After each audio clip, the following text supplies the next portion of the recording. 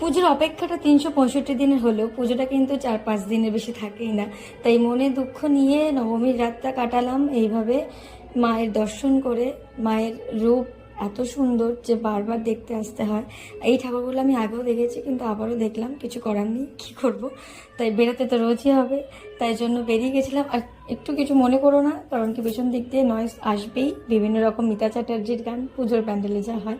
তারপরে পুজোর আরেকটা প্যান্ডেলে গিয়ে আমি করে ফেললাম ন্যাকামো, কারণ আগেই বললাম ঠাকুর দেখা কিন্তু আমার প্রায় হয়ে গেছিলো, কারণ আমি ছিলাম আমার সারাউন্ডেড এরিয়াতে, ওই সারাফুলি বুদ্ধবাটির মধ্যে দিয়ে। কিন্তু এই ঠাকুরটা দেখো এত সুন্দর হয়েছে যে কোনো ভাষা নেই বলার। যাই হোক, মনে দুঃখ নিয়ে একরাশ পরে রাত বেহালেই মা চলে যাবেন, কিন্তু কিছু করার নেই। তাই জন্য সবাইকে মেনে নিতে হবে, আবারও 365 দিনের 1 বছরের অপেক্ষা।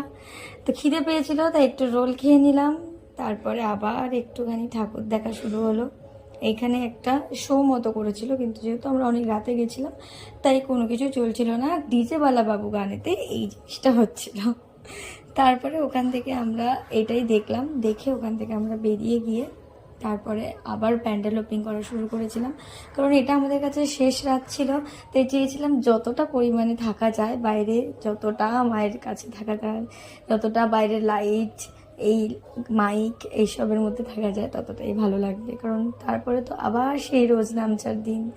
তো এইভাবেই কেটে গেল আমার নবমীর রাত এবং আমাদের পুজো। তো তোমাদের পুজো সবার কেমন কাটলো? আশা করি ভালোই কেটেছে। তো কার কেমন কাটলো অবশ্যই জানিও।